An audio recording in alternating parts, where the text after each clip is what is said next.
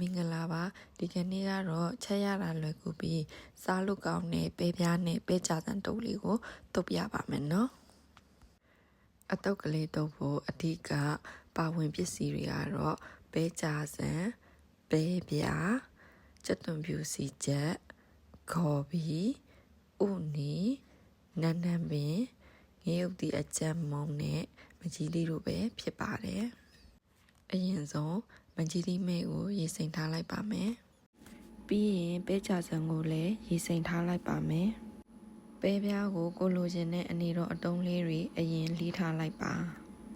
ပြီးရင်တော့အရသာအတွက်ကြက်သားမုံရဲ့စားရဲ့အနှဲငယ်ထည့်ပြီးတမအောင်ဖြည်းဖြည်းချင်းနေပေးပါမယ်ပဲပြားတွေပဲ့မသွားအောင်တော့တတိထားနော်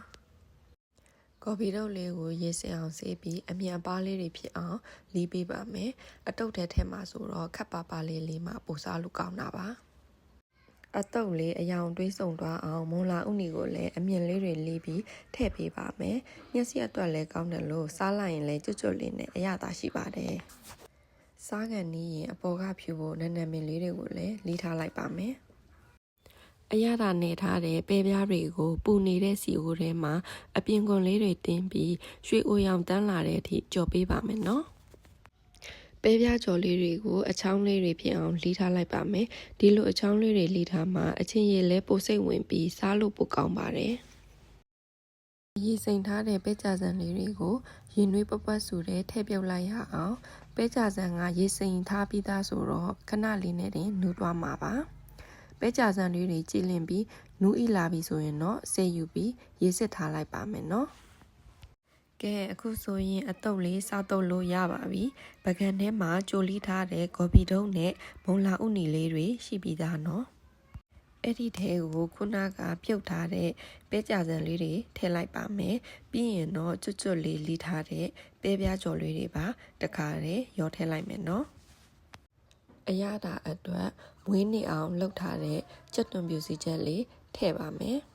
ဆက်လေးကြိုက်လို့ငရုတ်သီးမုံလေးလည်းနည်းနည်းထည့်လိုက်ပါဦးမယ်ချင်းလေးဖြစ်သွားအောင်မကြီးမဲ့ရေလေးရဲ့ငံပြာရည်နဲ့အရသာပိုရှိသွားအောင်ချက်သားမုံလေးပါထည့်လိုက်ပါမယ်နော်အားလုံးစုံသွားပြီဆိုရင်တော့တိချလေးနေပေးလိုက်ရုံပါပဲကြည့်ပါဦးအရန်ကိုစားခြင်းစရာကောင်းနေပါပြီနော်အခုဆိုရင်တော့ကျမတို့ရဲ့ပဲကြစံနဲ့ပဲပြားကြော်တုပ်လေးအစင်သင်းဖြစ်ပါပြီအယောင်တွေးစုံလေးနဲ့ကြည့်ရတာတင်အတော်လေးစားခြင်းစပွဲဖြစ်နေပြီနော်နောက်ဆုံးပိတ်အနံ့လေးမွေးသွားအောင်နန်းနန်းပင်လေးတွေအုပ်လိုက်မယ်နော်နန်းနန်းပင်နံ့လေးပါမှအတုပ်ကပူပြီးပြည့်စုံသွားတာပါအပြင်ကကျွတ်လေးနဲ့ပဲပြားကြော်ရဲ့နူးဤနေတဲ့ပဲကြစံရဲ့ချင်းဆက်အရသာလေးရဲ့ကတကယ်ကိုလိုက်ဖက်လွန်ပါတယ်အိမ်မှာလည်းအားလုံးပဲလိုက်လို့စားကြည့်ကြအောင်နော်ကြည့်ရှုပြီးတဲ့အတွက်အားလုံးကျေးဇူးတင်ပါတယ်